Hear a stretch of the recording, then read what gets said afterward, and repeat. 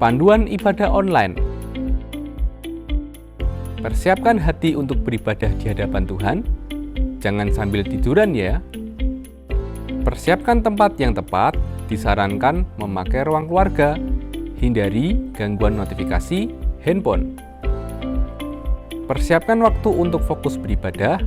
Jangan selfie, komen-komen, atau ngobrol sendiri. Pakailah pakaian yang sopan, yang menunjukkan sikap hormat beribadah. Persiapkan hati anak-anak untuk ibadah bersama, jangan sambil makan.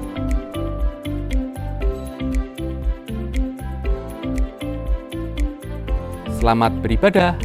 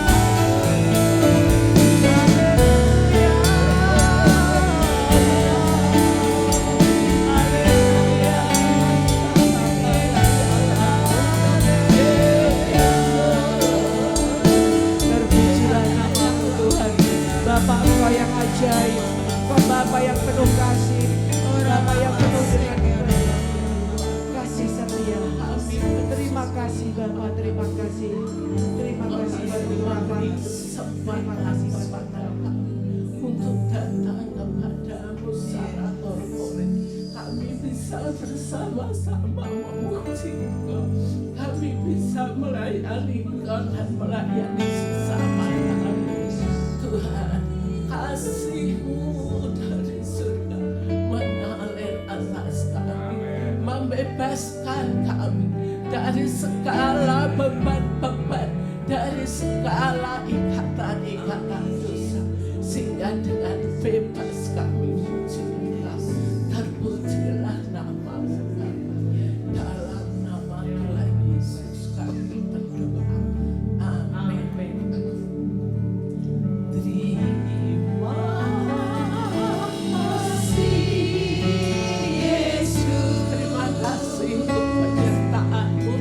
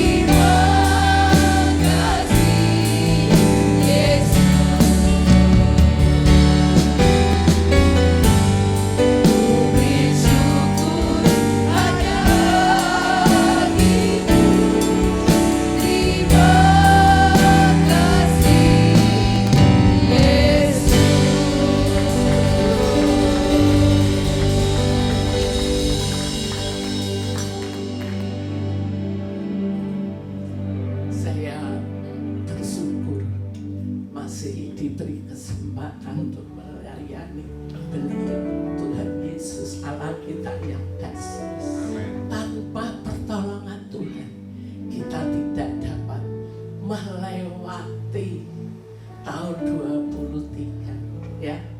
Amin. Kita masuk tahun 20 ya. Kita masuk tahun 2024. Kita percaya pertolongan Tuhan itu dahsyat dan luar biasa. Bapak Ibu, yang namanya berkat Tuhan itu bukan hanya gaji saja, tapi apa yang telah Tuhan berikan kepada kita, kesehatan, kebahagiaan rumah tangga, itu termasuk berkat Tuhan. Luar biasa. Ada pujian yang mengingatkan kita supaya kita itu tidak khawatir, tidak goyah, ojo sumelang. Sumelang itu apa? Kuatir. Ini tuh sama Gandul Gusti. Itu lagu kebangsaan BPA. Ya. Kesukaan ibu-ibu.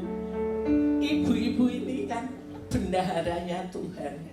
Ya, bendahara Tuhan yang ngatur ekonomi. Ini cantik-cantik loh kayak gini. Punya baju tapi tidak pernah dipakai. Dipakai hanya sekali 2 kali gini. Ya. Bu Gembala, Bu Lukas dulu itu pemimpin paduan suara, pelatih paduan suara. Ya. Nah, tak lihat sekarang ini kok jarang orang bisa membaca notasi ya, notasi angka apalagi balok. Nah sekarang kita nyanyi sama-sama, tapi caranya tirukan saya, ya. 1 kalimat, terus tirukan bareng-bareng. Ini pesan Tuhan di tahun 2024. Ojo sumelang, katakan sebelahmu, depanmu capek. Ojo sumelang.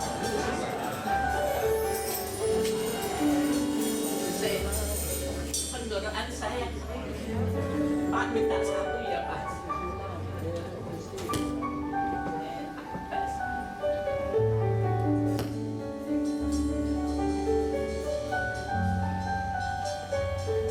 Saya nyanyi 1 baris, nanti ibu-ibu dan singer nyanyi 1.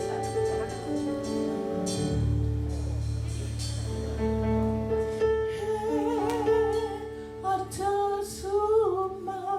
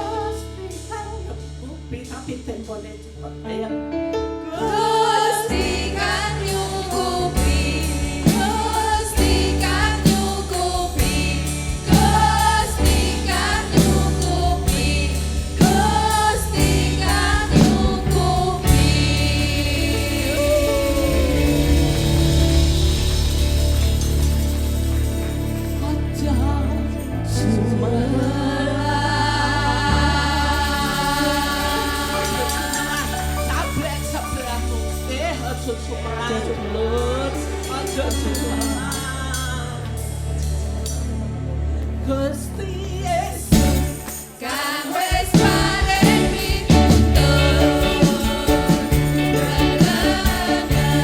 manut kang padha mawon, samengen lan urip subur makmur, ora bisa nenandung ana maneh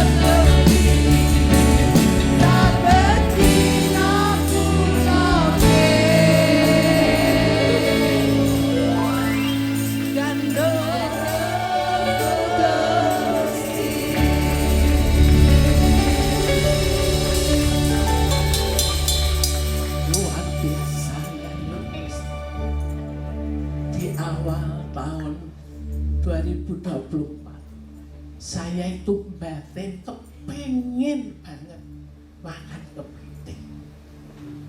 Tidak tahu Selasa setelah ibadah wanita ada kepiting gremet ke rumah saya dari Kalimantan. Luar biasa, saya sampai nangis. Tuhan lo mau kepengen kepiting lo. Tuhan memberi apa saja, Tuhan memberi beras 1 karung bareng dengan roti 3. Saya gini, Tuhan itu mencukupi apa yang kita butuhkan. Amin. Ya Bapak Ibu, orang usah khawatir, gandul Gusti saja. Lagu kebangsaan WPA ini bagus sekali ya Mbak Lili. Kita memuji Tuhan. Tuhan, Engkau sungguh besar. Karyamu sungguh luar biasa.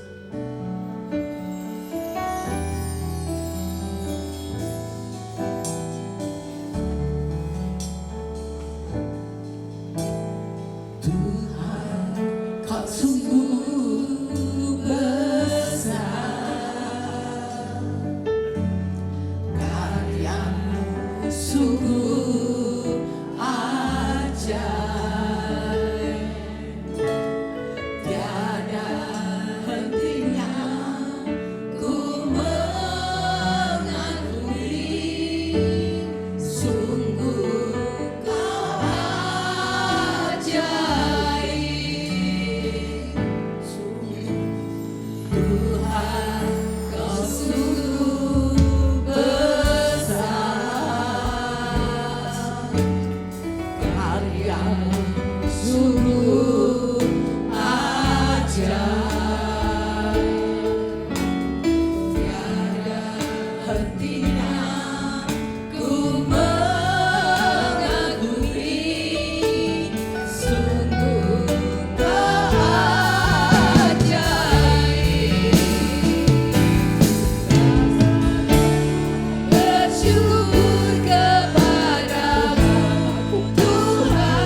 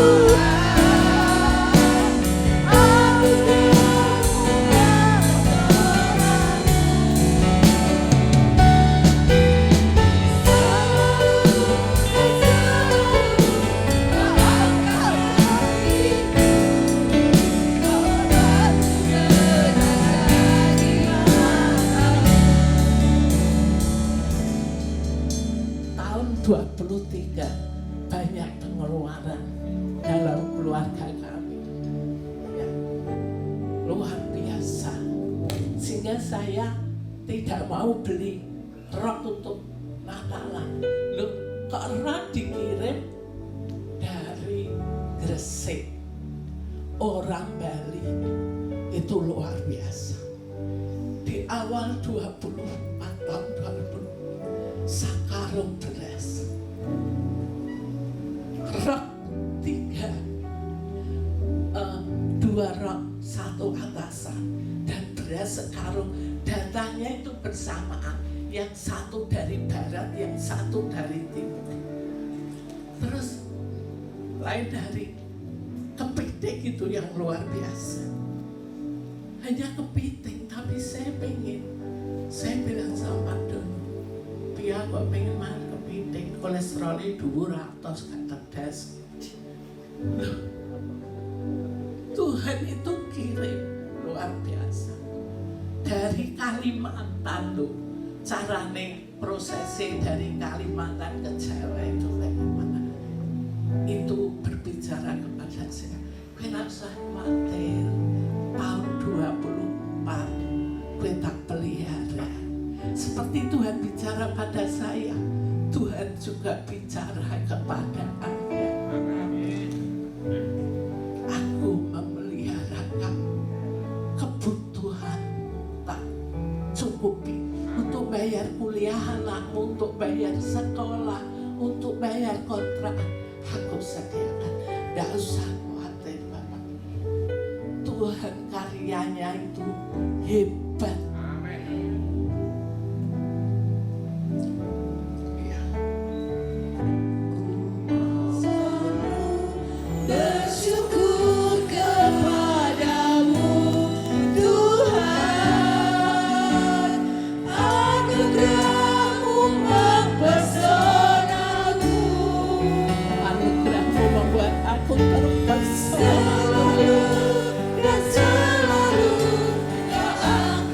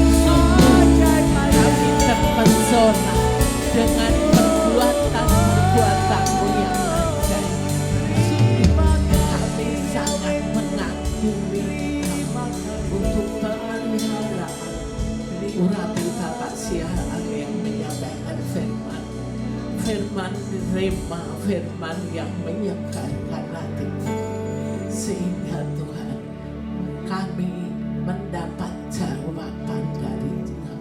Terpujilah nama kasih setiamu lebih dari dalam nama Tuhan Yesus kami berdoa. Amin. Mari bangsi.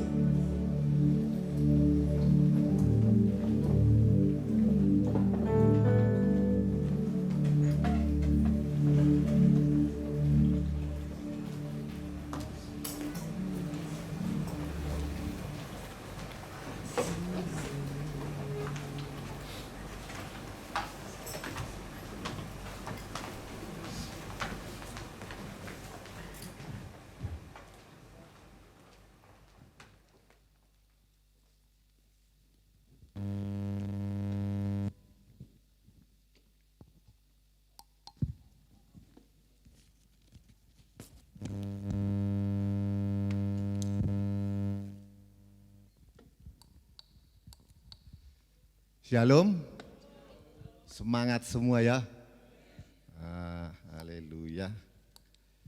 Pertama saya umumkan dulu untuk WLM. Ada payung ketinggalan waktu kita ada ibadah di tempatnya Pak Jupiter. Jika ada yang merasa ketinggalan payung, nanti bisa hubungi saya simpan di kantor.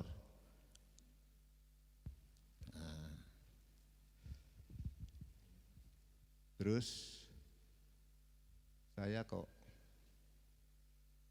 teringat tadi ketika Bu Dono menyampaikan masalah kepiting. Kepingin kepiting langsung dikirim dapat kepiting. Luar biasa kan. Nah, saya diingatkan tadi waktu doa situ. Loh, saya juga banyak sebetulnya mendapat mujizat di tahun 23. Baru tadi saya nggak mikirkan ini saya sampaikan, tapi saya awali dulu. Mujizat yang saya alami di tahun 23 menurut saya luar biasa. Karena pemberian Tuhan itu tepat pada waktunya. Itu loh. Tapi ini masalah keuangan memang. Sebetulnya saya nggak ingin menyampaikan ini, nggak ingin saya menyampaikan kesusahan saya gitu loh. Tapi waktu Bu Dono tadi menyampaikan itu, kepiting kok saya diingatkan untuk menyampaikan. Saya ngalami memang masalah keuangan tahun 23 ini sangat berat sekali untuk membiayai kuliah anak. Sampai warung saya itu habis, nggak ada lagi isinya, modalnya kan dipakai bayarin. Terus Tuhan nggak ada lagi modal, sudahlah mau tutuplah, pikiran saya gitu. Lah terus ada datang dikasih uang, bukan dari gereja, dari luar, kasih uang. Loh, uang apa ini? Udahlah, saya lihat warungnya kok sudah kosong, biar belanja. Wah, terima kasih. Nah, terus satu. Lah, itu pagi, sorenya datang lagi. Ini untuk belanja saya lihat kok sudah kosong. Waduh, aku nangis. Betul itu, nangis saya. Terus akhirnya bisa belanja. Terus kedua, itu masalah warung itu. Terus mau bayar semesteran anakku. Waduh, uang dari mana ini Tuhan? Nah, terus saya iseng aja sama teman ini saya ya ada hubungan saudara lah. Iseng saya tanya, saya butuh duit saya telepon. Kira-kira bisa enggak nolong saya? Tapi jangan mengharap loh. Saya kembalikan, saya bilang gitu, terus terang aku, jangan diharap. Butuh berapa? Bilang gitu. Ya kira-kira 10 lah, 10 juta. Oh bisa, langsung saat itu di WA lewat telepon saya lihat, loh masuk 10 juta. Loh, coba gampangnya itu loh. Tuhan itu memberikan itu loh. Jadi ya satu lagi, ini dari teman gereja di sini, tapi enggak saya sebutkan namanya. Bilang gini, pas minggu-minggu, saya kok kepingin ya memberkati Bapak. Dari jemaat ini, jemaat biasa sederhana. Loh, kok memberkati saya kenapa? Saya bilang gitu. Ya kepingin aja, berdoa dulu saya bilang gitu. Berdoa dulu, kalau memang Tuhan nyuruh berikan, kalau enggak usah, saya bilang gitu. Jawaban saya gitu. Nah, terus, ya bilang gitu. Minggunya saya diamplopi, blok. Ya saya buka ini, 3 juta. Luar biasa. Itu orang sederhana. Luar biasa. Jadi pemeliharaan Tuhan itu bagi kita sungguh-sungguh nyata. Kita tidak perlu lagi meragukan Tuhan. Makanya gandul Gusti benar. Nah, jadi itu masalah kesaksian saya di tahun 23. Dan kita sudah masuk ke 24. Ya, kita berdoa dulu ya untuk firman Tuhan. Bapa kami yang bertahta dalam kerajaan surga, sungguh saat yang indah ini kami bersyukur kepadamu, karena nyata semua perbuatan ajaib-Mu di tahun 23 ya Tuhan kami lewati, sekalipun banyak tantangan persoalan yang kami hadapi, kami ada sebagaimana ada sampai saat ini, semua karena kasih-Mu. Terpujilah Engkau Tuhan. Kami juga percaya untuk tahun 24 ini, Kau tidak pernah meninggalkan kami, karena janji-Mu tetap Engkau lakukan, Engkau tepati ya Tuhan. Tuhan kami yang baik tidak pernah berbohong. Oleh karena itulah kami tetap percaya kepadamu. Kami terus imani semua janji-janji firman-Mu yang telah Engkau nyatakan lewat hamba-hambamu, nabi-nabimu, rasul-rasulmu. Kami percaya Tuhan. Dan untuk itu saat ini juga kami belajar sebagian dari kebenaran firman-Mu. Biarlah disingkapkan lebih lagi kepada kami.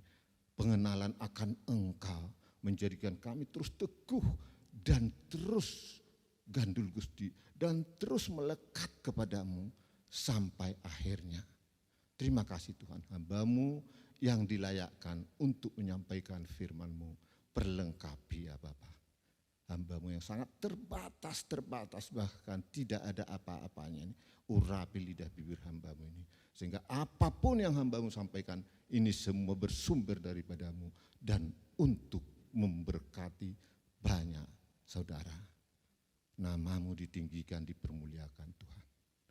Setiap pekerjaan si setan, si iblis, kuasa si jahat yang mau mencuri benih firman, kami tolak semua di dalam nama Yesus. Terima kasih Bapa. Dalam nama-Mu Tuhan Yesus kami sudah berdoa dan mengucap syukur. Amin. Amin.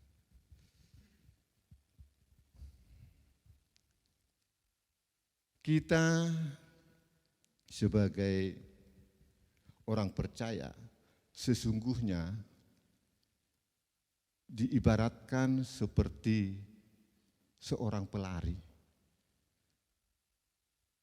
Seorang pelari kan kalau sudah mendekat garis finish, dia berusaha terus berjuang mengerahkan semua tenaganya untuk mencapai finish.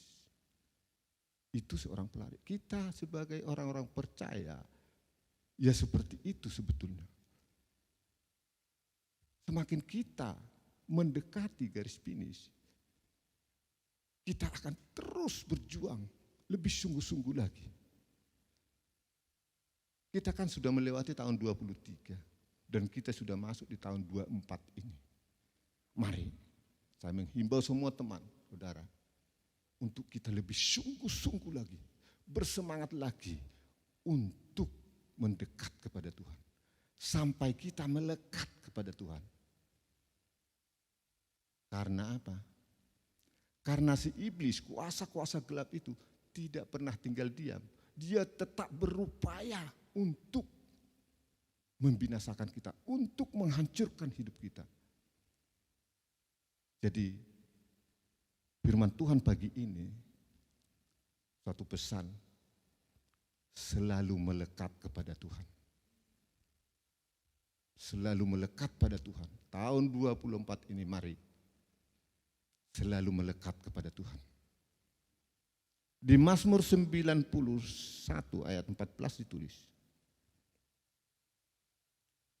sungguh hatinya melekat kepadaku, maka aku akan meluputkannya, aku akan membentenginya, sebab ia mengenal namaku. Ini firman Tuhan, jelas-jelas sekali dikatakan, jika kita melekat kepadanya, Tuhan akan terus memberikan yang terbaik bagi kita, meluputkan kita atau melindungi kita dari banyak hal masalah kehidupan.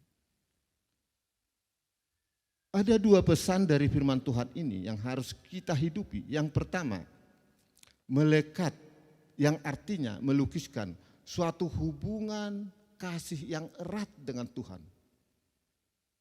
Atau disebut melekat. Hubungan kasih yang erat dengan Tuhan, itulah arti melekat di sini. Ada satu contoh untuk kita dapat lebih menangkap dan memahami firman ini. Ditulis di Yohanes 15 ayat 5 tentang ranting dengan pokok. Jelas sekali, ranting itu tidak bisa lepas dari pokoknya. Kalau ranting pokok lepas dari pokoknya, lama-lama kering. Ketika kering mati, tidak berguna lagi. Itu gambaran yang begitu jelas. Kita pun tidak boleh lepas dari Tuhan. Kita diumpamakan seperti ranting, kalau kita lepas dari Tuhan, kita tidak membangun hubungan dengan Tuhan, kita lama-lama menjadi suam-suam kuku dan akhirnya mati secara rohani. Itu begitu gamblang sebetulnya penjelasan ini. Contoh yang diberikan di dalam Alkitab untuk kita terus melekat kepada Tuhan.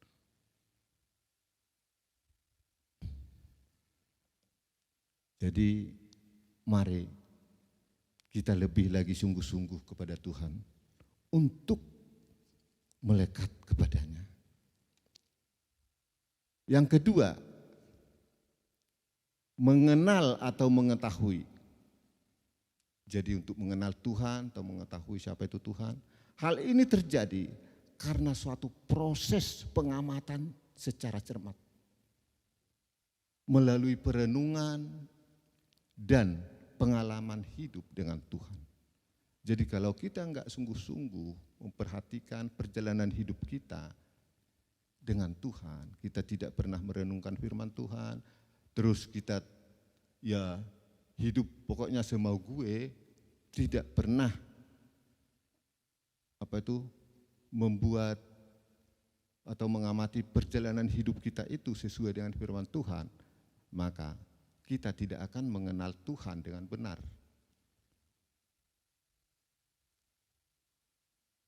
Di sini saya tulis, ada berkat-berkat yang luar biasa yang disediakan Tuhan bagi orang-orang yang hidup bergaul karib dengan Tuhan, yang hidup berkenan kepadanya atau yang melekat kepadanya. Berkat-berkat apa sih yang diberikan Tuhan kepada orang yang melekat kepadanya ini? Yang pertama, berkat perlindungan. Contoh ditulis di Alkitab adalah Sadra, Mesak, dan Abednego.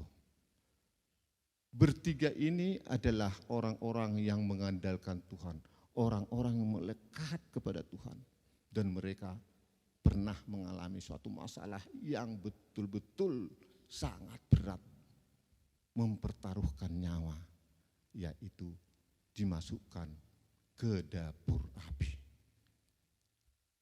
Tetapi dalam keadaan begitu pun mereka tetap percaya kepada Tuhan, tetap mengandalkan Tuhan. Ini yang dikatakan melekat kepada Tuhan. Tidak mikirkan resikonya apa nanti. Dia melekat, dan kita tahu bagaimana kisah akhirnya Sadrak, Mesak, Abednego. Mereka terlepas. Mereka tidak terbakar sama sekali. Sekalipun api ini dinyalakan, ditulis di Alkitab, 7 kali lipat dari panasnya biasa. Jadi itu satu perlindungan Tuhan bagi orang-orang yang melekat kepadanya. Yang betul-betul mengandalkan Tuhan, berserah sepenuhnya kepada Tuhan. Dan juga bisa kita ingat kembali tentang Daniel juga. Bagaimana di gua singa dilepaskan. Itu contoh-contoh. Oleh karena itu kita tidak perlu lagi meragukan Allah kita, Tuhan kita. Apapun yang terjadi dalam kehidupan ini. Sebetulnya tahun 23 kemarin suatu pelajaran buat kita. Kalau kita mau cermati perjalanan hidup kita, apa yang sudah kita berbuat, apa yang sudah kita lalui, tantangan apa yang sudah kita lewati. Itu satu pelajaran untuk memberikan semangat kepada kita di tahun 24. Sehingga kita terus dapat melekat dan terus bersungguh-sungguh mencari wajah Tuhan.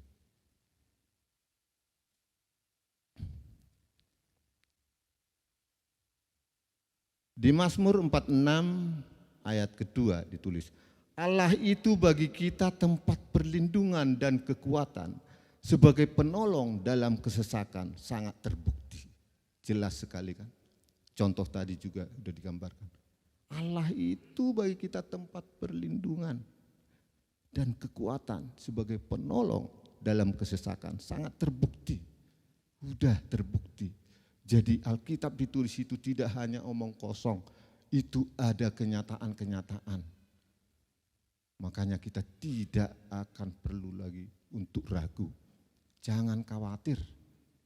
Maka dikatakan burung di udara dipelihara, apalagi kita. Kita lebih berharga daripada burung di udara. Percaya atau tidak, tinggal itu sekarang. Dan di Mazmur 56 ayat 5 ditulis, kepada Allah yang firman-Nya aku puji, kepada Allah aku percaya, aku tidak takut. Apakah yang dapat dilakukan manusia terhadap aku? Nah, inilah orang-orang yang sudah melekat kepada Tuhan, mengandalkan Tuhan. Apa yang dapat dilakukan manusia kepadaku? Karena berserah padanya seperti 3 orang tadi, Sadrak, Mesak, Abednego. Dari peristiwa ini kita bisa melihat mereka memiliki iman yang mengandalkan Tuhan.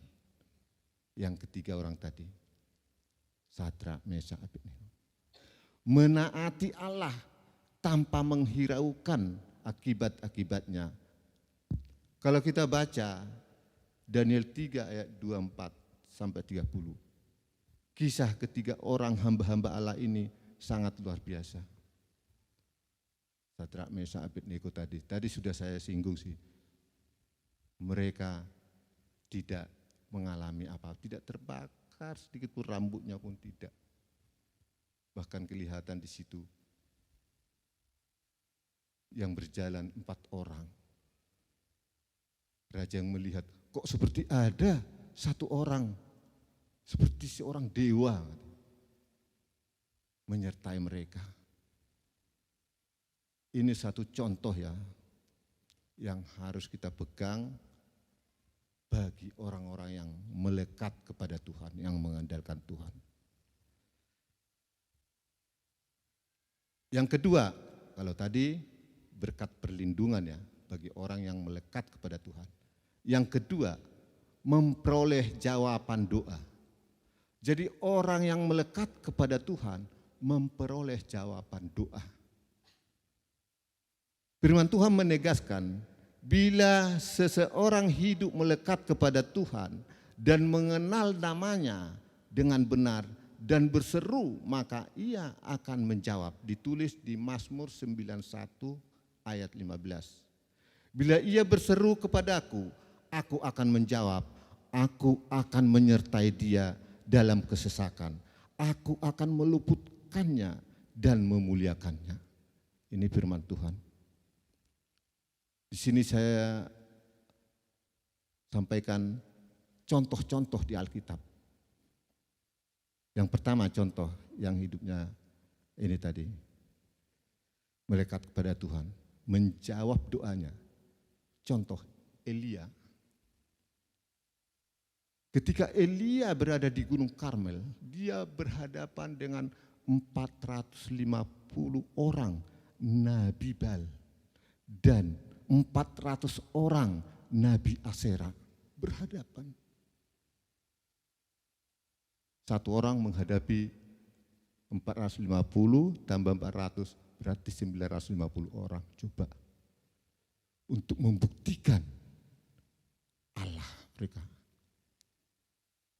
Dan waktu itu Elia berseru berdoa kepada Tuhan. Dan Tuhan menjawab dengan api. Jadi terbukti bahwa orang yang mengandalkan Tuhan, berserah pada Tuhan, kalau dia berseru pada Tuhan, dia berdoa kepada Tuhan, akan dijawab. Doa-doanya dijawab.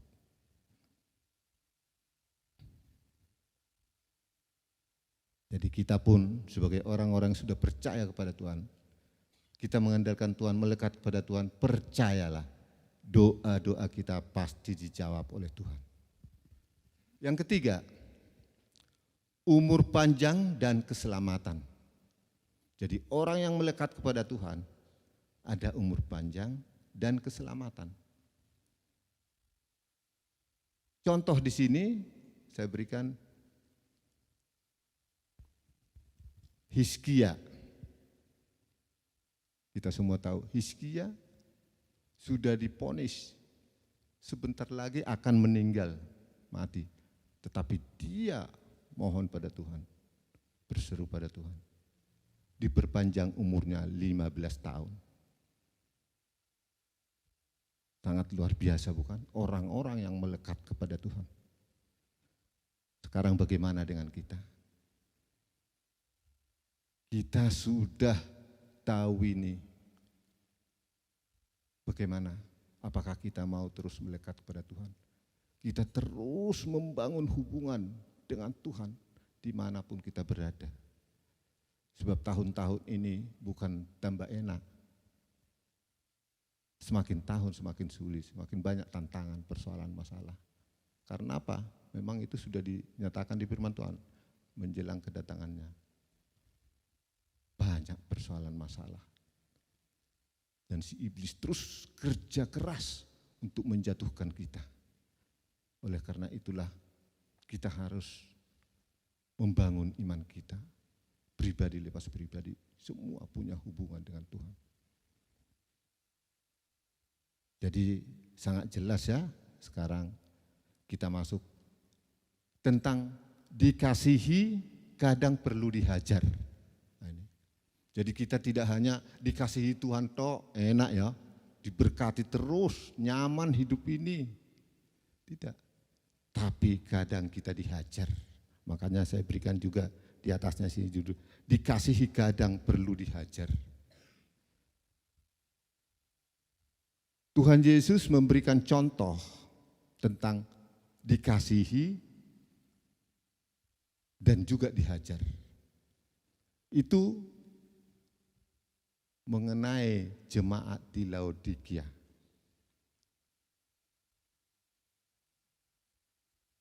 Yang tidak bersungguh-sungguh melakukan kehendak Allah. Jadi jemaat Laodikia ini tidak bersungguh-sungguh melakukan kehendak Allah. Mereka merasa nyaman, mereka merasa sudah enak hidupnya. Sehingga kehidupan rohani itu dianggap hal nomor 2, tidak menjadi prioritas hidup. Itulah jemaat di Laodikia. Sehingga Tuhan Yesus berkata begini, aku tahu segala pekerjaanmu, engkau tidak dingin, engkau tidak panas. Dikatakan, karena engkau suam-suam kuku, tidak dingin atau tidak panas, maka aku akan memuntahkan engkau dari mulutku. Ini ditulis di Wahyu 3 ayat 15 dan 16. Jadi jelas sekali, orang yang suam-suam kuku ini tidak berkenan kepada Tuhan. Sekalipun kita terus datang ke gereja, kita mungkin ya mengikuti ibadah di mana-mana, tetapi kalau kita tidak sungguh-sungguh kepada Tuhan, hanya secara lahiriah tok kelihatan, di batin kita ada hal-hal yang tidak dibereskan dengan Tuhan, itu semua akan sia-sia. Di ayat 18 ditulis begini, dari Wahyu 3 ini. Maka aku menasihatkan engkau supaya engkau membeli daripadaku emas yang telah dimurnikan dalam api, agar engkau menjadi kaya, dan juga pakaian putih supaya engkau memakainya, agar jangan kelihatan ketelanjanganmu yang memalukan, dan lagi minyak untuk melumas matamu supaya engkau dapat melihat. Jadi Tuhan ini karena tahu jemaat di Laodikia ini suam-suam kuku, memperingatkan. Karena memang Tuhan sangat mengasihi mereka. Diperingatkan, ada 3 hal yang harus kamu rubah di dalam hidupmu yang tidak kamu miliki. Yang pertama itu tadi, karena tidak punya, diistilahkan di sini tadi, harus membeli emas murni yang sudah dibakar dengan api. Emas murni di sini berbicara tentang iman sejati yang teruji. Kedua, pakaian putih harus dimiliki, yaitu perbuatan dan kesucian hidup. Yang ketiga, minyak pelumas mata, itu berbicara tentang urapan Roh Kudus untuk membuka mata rohani. Ini yang 3 ini yang tidak dimiliki oleh orang atau jemaat Laodikia. Makanya Tuhan menegur mereka dan memperingatkan untuk 3 hal ini harus dimiliki. Jadi jika Tuhan Yesus Kristus menegur jemaat Laodikia, bukanlah karena ia benci kepada mereka. Sesungguhnya mereka dikasihi oleh Tuhan. Karena tidak ingin Tuhan melihat mereka binasa. Tuhan tidak ingin melihat mereka terhilang. Karena kasih-Nya lah. Mungkin dalam hidup kita pun hari-hari ini begitu. Banyak hal, persoalan, masalah sedang kita hadapi. Tuhan kok ini terjadi, kenapa? Kenapa saya alami ini? Mari kita koreksi diri. Mungkin ada sesuatu yang kita lakukan bertentangan dengan kehendak Allah. Kita perlu merubah hidup kita. Kita perlu mengingat kembali ada 3 hal bagi orang yang suam-suam kuku yang harus dibaharui hidupnya, yaitu iman yang tidak tergoyahkan, iman sejati yang tahan uji, itu 1. Baru perbuatan atau kesucian hidup, dan ketiga tadi adalah tentang urapan Roh Kudus untuk membuka mata rohani kita, untuk melihat karya Tuhan dalam hidup kita. Firman Tuhan ini juga kan bukan untuk Bapak Ibu saja, juga untuk saya belajar. Jadi jangan kok ngomong gitu, benar enggak? Yang menyampaikan sudah melakukan enggak? Saya belajar, tetap belajar hari lepas hari, aku terus belajar. Apa yang harus saya rubah dalam hidup ini? Oleh karena itu janganlah sia-siakan kasih Tuhan yang besar. Memang ada saatnya Tuhan menyatakan kasih dan kemurahannya. Tetapi ada saatnya Ia menegur kita dengan peringatan dan hajaran sebelum semua terlambat. Jadi kalau kita mengalami hal-hal yang buruk, yang kurang menyenangkan hari-hari ini, jangan persalahkan Tuhan. Memang Tuhan kadang-kadang menghajar kita, karena Tuhan itu kita sebut juga Bapa, untuk mendidik kita, untuk membawa kita kepada kehendak-Nya. Karena Tuhan mengasihi kita, Tuhan tidak menghendaki kita terhilang. Di Mazmur 94 ayat yang ke-12 ditulis, berbahagialah orang yang Kau hajar ya Tuhan, dan yang Kau ajari dari Taurat-Mu. Nah, ini jelas sekali kan. Jadi berbahagia yang kita diingatkan oleh Tuhan, mungkin lewat persoalan. Kalau hanya lewat firman Tuhan kita diingatkan gini, diabaikan aja. Alah, apa itu masuk sini keluar sini. Tapi kalau lewat proses hidup dihajar, mungkin waduh sakitnya ini, nah itu kita lebih karena apa ya, karena apa, cari persoalan masalah sampai kita temukan. Ayo kita cek apa kita sudah menyimpang dari kehendak Tuhan. Memang mendengar kata hajar, umumnya orang mengartikannya negatif.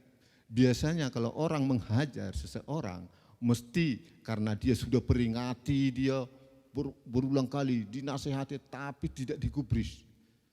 Sudah ditegur bolak-balik, tidak digubris, akhirnya diajar. Kurang ajar, orang begini tidak akan berubah, itu. Kalau orang begitu, dendam, dia jengkel, itu manusia, cara manusia. Tetapi kalau Tuhan menghajar kita karena kasih, tidak ada kebencian. Karena kasih-Nya, karena kita ingin menjadi orang yang berkenan di hadapan-Nya, karena Tuhan menghendaki seperti itu. Ditulis di 1 Korintus 11 ayat 32. Tetapi kalau kita menerima hukuman dari Tuhan, kita dididik supaya kita tidak akan dihukum bersama-sama dengan dunia ini. Jelas sekali kan firman Tuhan ini membuktikan begitu besar kasih Allah pada kita juga. Semua rencana-rencana, semua hajaran-hajaran dilakukan bagi kita untuk memperingatkan kita agar kita bisa bersama-sama dengan Dia terus. Agar kita tidak dihukum bersama-sama dengan dunia ini. Tuhan tidak pernah menyerah dan berhenti untuk menghajar anak-anak-Nya sampai rencananya digenapi. Oleh karena itu, janganlah anggap enteng didikan Tuhan dan janganlah putus asa apabila engkau diperingatkannya. Itu ditulis di Ibrani 12 ayat 5. Jadi ikut Tuhan itu jangan dianggap enteng. Ada didikan-didikan kalau ikut Tuhan. Ada pendidikan dari Tuhan. Salah satu sebab mengapa Tuhan harus menghajar anak-anak-Nya adalah supaya tidak terjebak dengan cara hidup duniawi dan juga untuk menuntun kita kepada pertobatan. Itulah maksud Tuhan sehingga menghajar anak-anak-Nya agar bertobat. Di Mazmur 119 ayat 67 ditulis, sebelum aku tertindas, aku menyimpang. Tetapi sekarang aku berpegang pada janji-Mu. Di ayat 71 ditulis, bahwa aku tertindas itu baik bagiku, supaya aku belajar ketetapan-ketetapan-Mu. Loh, ternyata baik. Itu di Mazmur ditulis, supaya belajar ketetapan-ketetapan ataupun kehendak Tuhan. Dengan hajaran Tuhan melalui masalah, sakit penyakit, krisis, penderitaan, kita akan menyadari kesalahan dan dosa yang selama ini kita perbuat dan kita menjadi takut untuk melakukannya lagi. seperti yang dirasakan oleh anak bungsu. Dalam perumpamaan anak yang hilang ditulis di Lukas 15 ayat 11-32. Kita sering dengar itu. Anak yang terhilang. Setelah dia pergi dari rumah bapaknya, habis hartanya, dia menderita di sana, mengalami hal-hal yang sungguh berat. Akhirnya dia memutuskan, saya harus kembali ke rumah bapak, sekalipun saya menjadi pelayannya, bukan menjadi anaknya. Karena tidak kuat menghadapi masalah yang sedang dihadapi itu. Itu satu contoh bagi kita. Kembali kepada Bapa. Ubah semua hidup-hidup yang tidak menyenangkan hati Bapa. Datang kepada Bapa. Anak yang terhilang tadi, ketika dia keluar dari rumah bapaknya, karakternya berubah setelah mengalami penderitaan yang hebat. Setelah meninggalkan rumah bapaknya, akhirnya ia bertekad untuk kembali ke rumah bapaknya, seperti yang ditulis di Lukas 15 ayat 18 dan 19. Ayat 18 saya bacakan ya. Aku akan bangkit dan pergi kepada bapakku dan berkata kepadanya, Bapa, aku telah berdosa terhadap surga dan terhadap Bapa. Ayat 19, aku tidak layak lagi disebut anak Bapa. Jadikanlah aku sebagai salah seorang upahan Bapa. Nah ini, saking beratnya tekanan hidup yang dihadapi, satu-satunya jalan kembali kepada Bapa. Tuhan tidak ingin anak-anaknya berjalan sekehendak hati dan menjadi sombong. Karena itu perlu hajaran melalui masalah dan penderitaan. Orang akan menyadari kesalahannya, kemudian berbalik kepada Tuhan dan bertobat. Nah, mungkin lewat hajaran-hajaran ini, lewat penderitaan, orang akan mencari Tuhan. Saya sering melihat itu, sudah mau meninggal orang-orang tua, akhirnya bertobat, cari Tuhan. Dulunya waktu masih muda, hidup seenaknya. Akhirnya kembali kepada Tuhan. Kadang Tuhan perlu menghajar kita supaya kita sadar akan kesalahan kita. Jadi kita tidak perlu bersungguh-sungguh menyalahkan Tuhan ketika kita mengalami hal-hal yang buruk dalam hidup ini. Tekanan-tekanan apapun itu. Mari kita koreksi hidup kita. Jadi pesan tadi adalah melekat kepada Tuhan. Itu intinya, melekat kepada Tuhan. Ada berkat-berkat yang luar biasa kalau melekat kepada Tuhan. Dan yang terakhir di sini ingin saya sampaikan, dan jangan sampai kita abaikan, ditulis di Matius 6 ayat 14 dan 15. Ayat 14. Karena jikalau kamu mengampuni kesalahan orang, Bapakmu yang di surga akan mengampuni kamu juga. Tetapi jikalau kamu tidak mengampuni orang, Bapakmu juga tidak akan mengampuni kesalahanmu. Ini penting sekali. Sebenarnya ini kayak sepele, biasa-biasa saja. Ibadah kita, doa kita, apapun yang kita perbuat sia-sia kalau kita tidak mengampuni. Kita datang ke gereja, kalau kita tidak mengampuni orang, dikatakan jelasin, Allah Bapa tidak mengampuni kita. Kalau kita tidak diampuni, percuma kita berdoa. Oh enggak diampuni, wes seperti disingkirkan gitu. Jadi percuma. Saya pernah saksikan ini dulu ya. Ketika ada hamba Tuhan di sini, udah lama sih, menyampaikan firman Tuhan tentang pengampunan gini. Saya duduk di sana, saya langsung keluar ke kamar mandi. Karena ada di dalam hati saya untuk seseorang itu ponaan saya itu. Saya tidak ngampuni dia. Wah, diingatkan, waduh jengkelnya bukan. Saya pergi kamar mandi, saya nangis. Tuhan, aku minta ampun. Aku tidak mengampuni, aku ampuni ini. Saya telepon dari situ. Dari kamar mandi. Minta ampun pada dia. Selama ini saya tidak mengampuni kau karena kamu berbuat gini-gini. Sekarang saya ampuni. Itu terus damai. Soalnya sia-sia kita bergereja, berdoa. Tidak diampuni Tuhan, no. Orang yang tidak mengampuni kesalahan orang lain. Jadi perlu, makanya saya buatkan ini terakhir dan juga ini sebagai peringatan bagi kita. Saya didengar dari teman ada juga bercerita gini pada saya. Ada, ya saya enggak mau sebutkan namanya ya. Ada saudara kita yang sedang sakit. Dia jemaat sini.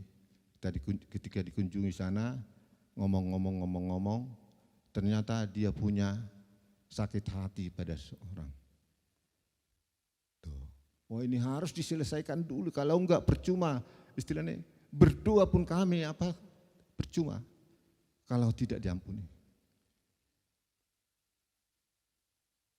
Jadi ya harus mengampuni dulu, nanti doa-doa itu semua akan bermanfaat. Percuma kalau tidak mau mengampuni. Jadi ini sebagai peringatan bagi kita untuk kita mau mengampuni. Agar Tuhan juga mengampuni semua kesalahan-kesalahan kita. Amin, amin. Kita berdoa ya untuk firman Tuhan ini.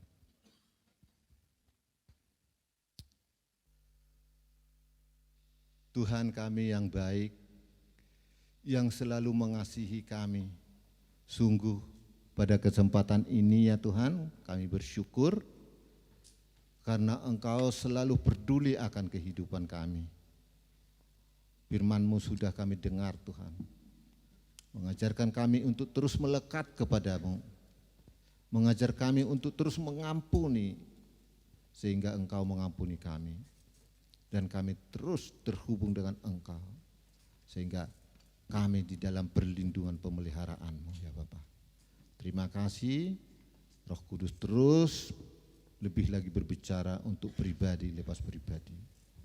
Mengingatkan jika ada yang hari-hari ini masih hidup tidak sesuai dengan kehendak-Mu, yang mengalami kesuaman, ingatkan ya Tuhan, biar mau berubah dan terus melekat kepadamu.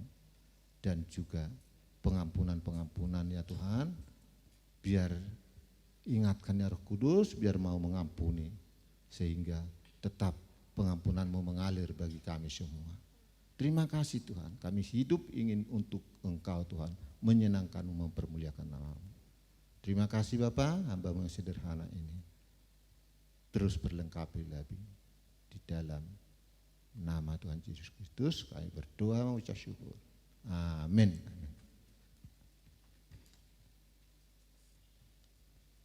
Pak Dono, dilanjutkan Pak.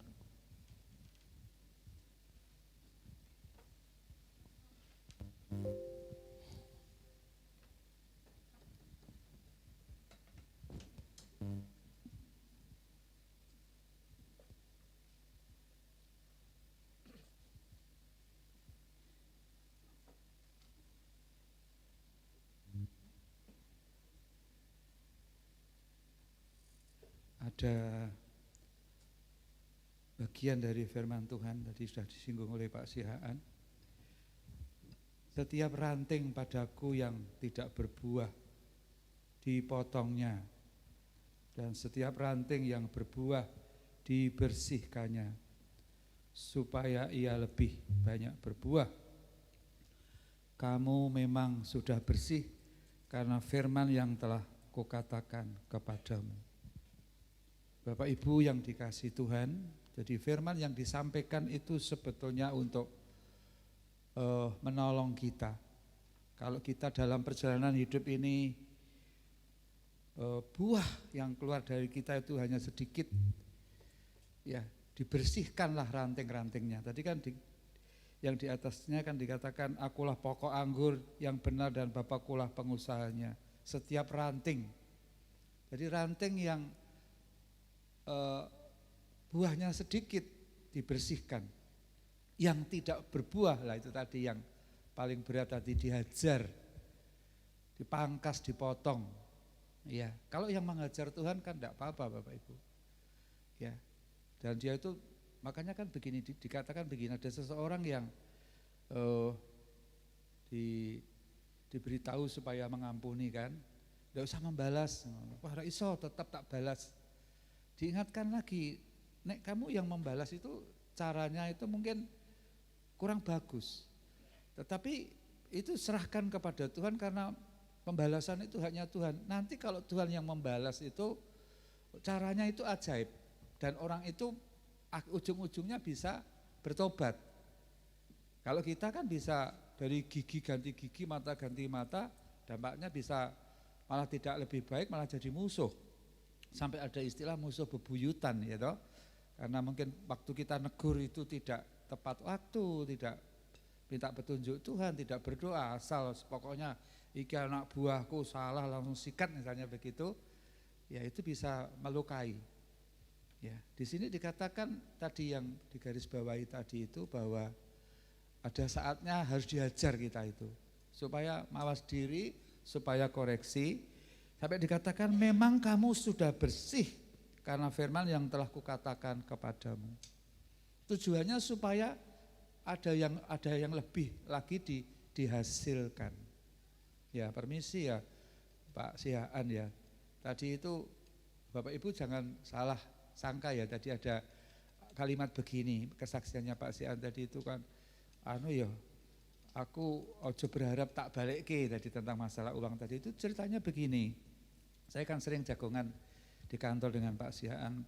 Dalam perjalanan rumah tangga Pak Sihaan itu pernah Pak Sihaan diberi kesempatan untuk menolong seseorang.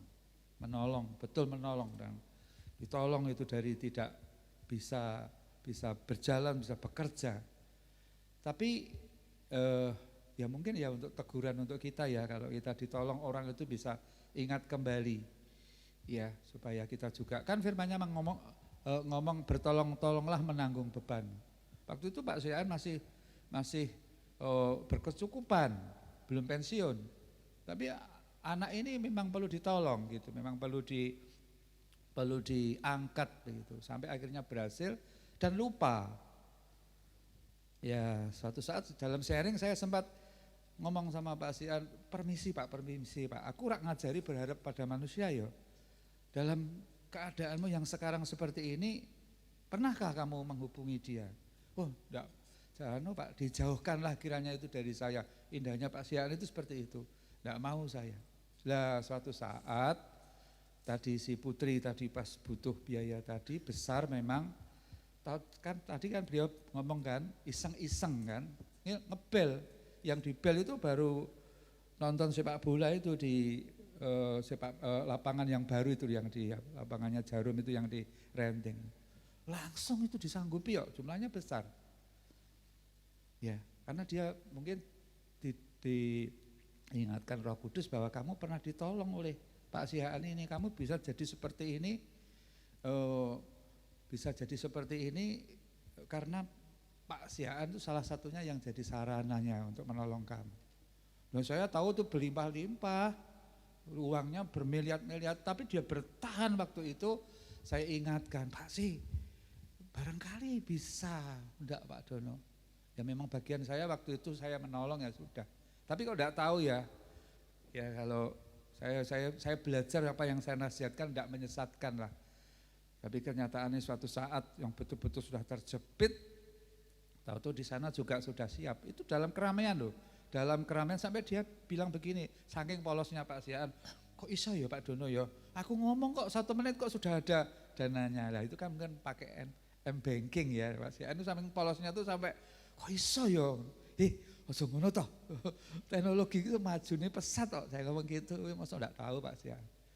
Nah itu caranya Tuhan menolong, luar biasa atas kita ya. Kelihatannya kita nih banyak, hari-hari ini banyak kebutuhan. Dari tadi Bu Dono tadi menyaksikan tentang kebutuhan-kebutuhan, ya, diungkapkan di tempat ini, di-sharekan, kita saling memberkati, ya, selalu ada jalan keluar. Tapi kalau kita misalnya mengeraskan hati, ya sampai dipangkas, dipotong, dibersihkan itu. Kan ada toh misalnya tanaman mangga begitu kan dipangkas begitu, kalau rimbun lagi kan, lalu berbuah-buah lebat. Itu sebetulnya kita tuh seperti itu. Ya, saya menambahkan saja, saya ulangi lagi, kamu memang sudah bersih karena firman yang telah kukatakan kepadamu. Yuk, sesederhana apapun yang sudah kita dengar firman Tuhan ini, katakan kepada kanan kiri kita, kamu memang sudah bersih oleh karena firman Tuhan pada pagi ini. Ya. Kamu memang sudah bersih. Teruskan, tujuan Tuhan adalah supaya aku semakin banyak buahnya. Ya, luar biasa. Ini kan pujian yang terakhir tadi sebelum firman Tuhan disampaikan. Selalu dan selalu. Ya. Bu Dono itu istimewanya ya, kalau mau WL itu 1 bulan persiapannya. Nyanyi terus ya. Bentar. Tentang yang Ojo Sumelang tadi itu pokoknya Ojo Sumelang apik pi.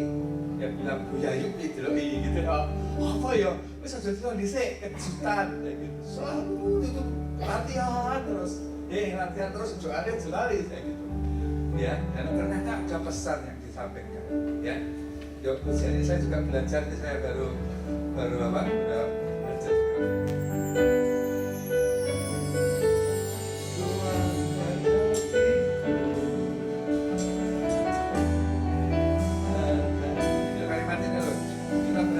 Hadapan Tuhan luar biasa. Mari nyanyikan pujian ini.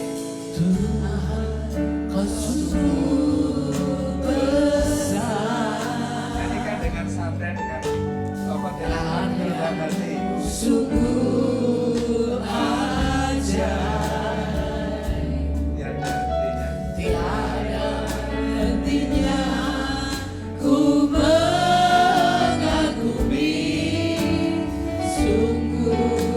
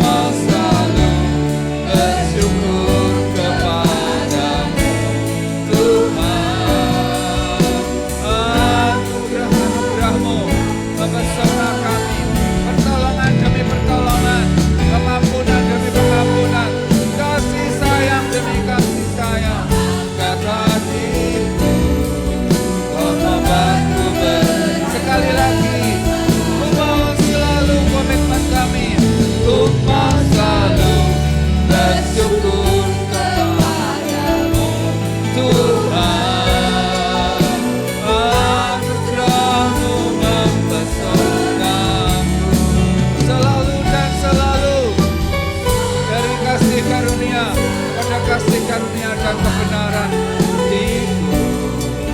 Kau membuatku berharga iman selalu dan selalu,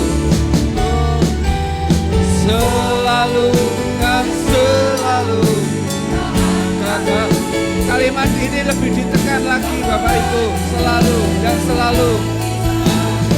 Katakan selalu dan selalu dan selalu.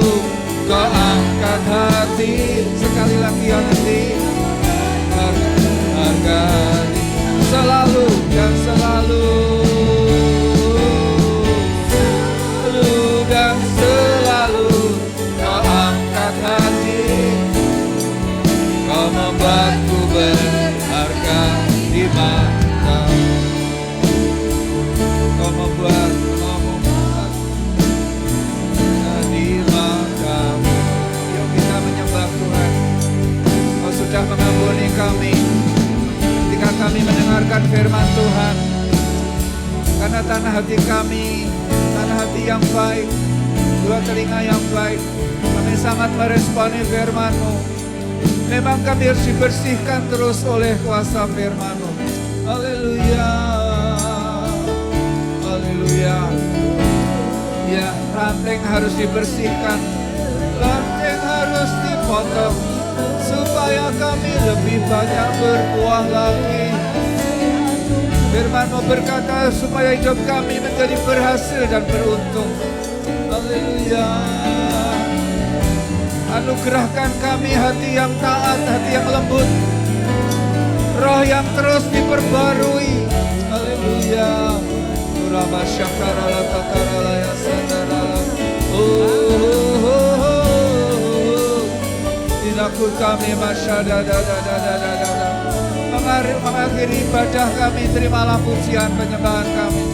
Mampukan kami dengan kasih karunia-Mu untuk menjadi pelaku-pelaku firman-Mu. Haleluya, haleluya.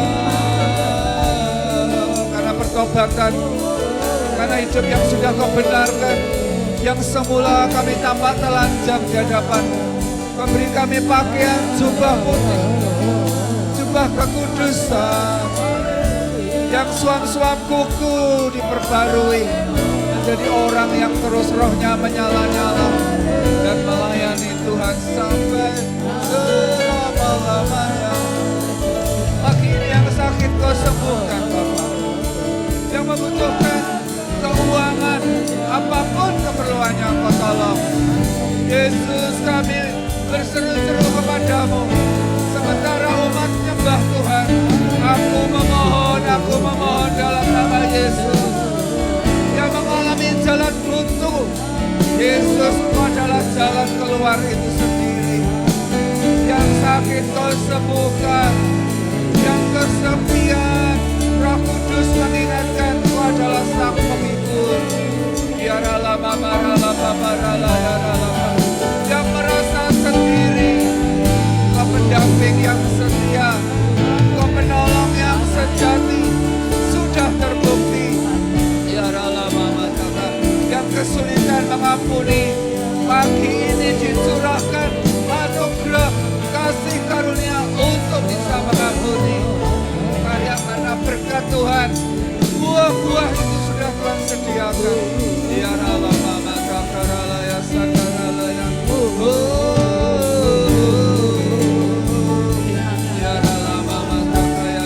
Yang sedang menghadapi pergumulan-pergumulan, Kau beri jalan keluar, pertolongan demi pertolongan.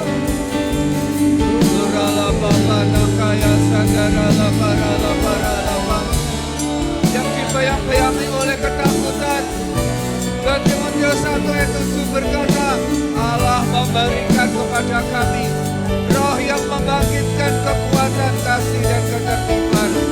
Berarti ketakutan bukan dari roh Allah. Dia adalah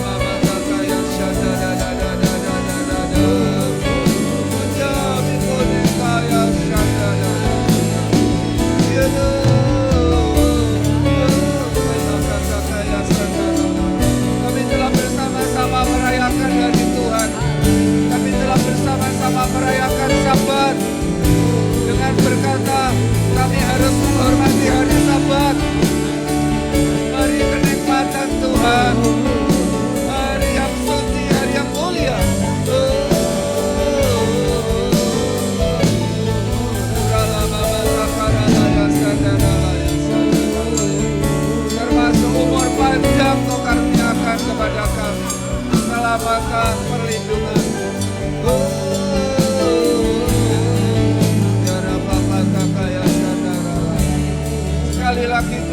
susah kau hiburkan.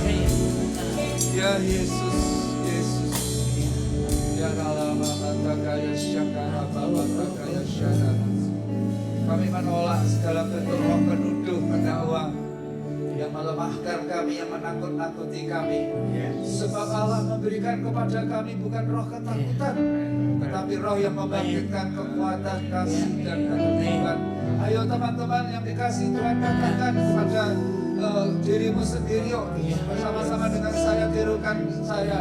Tuhan Yesus memberikan kepadaku bukan roh ketakutan, tetapi roh yang membangkitkan kekuatan, kasih, dan ketertiban. Terima kasih Tuhan Yesus. Jemaat, angkat tanganmu.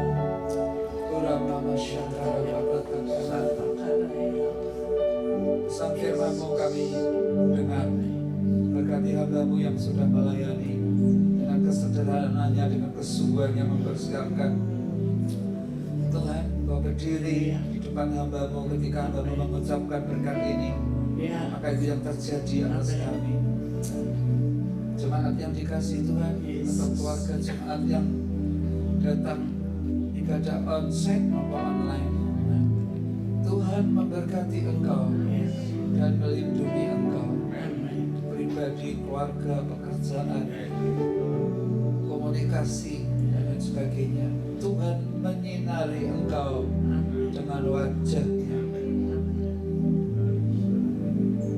Nikmati Bapak Ibu, dan memberi engkau kasih karunia. Wow, kasih karunia adalah kemampuan dari Allah, kesanggupan Allah untuk menyelesaikan, menolong segala sesuatu. Ada hikmat, ada marifat, tidak bisa dihitung dengan perkataan kita.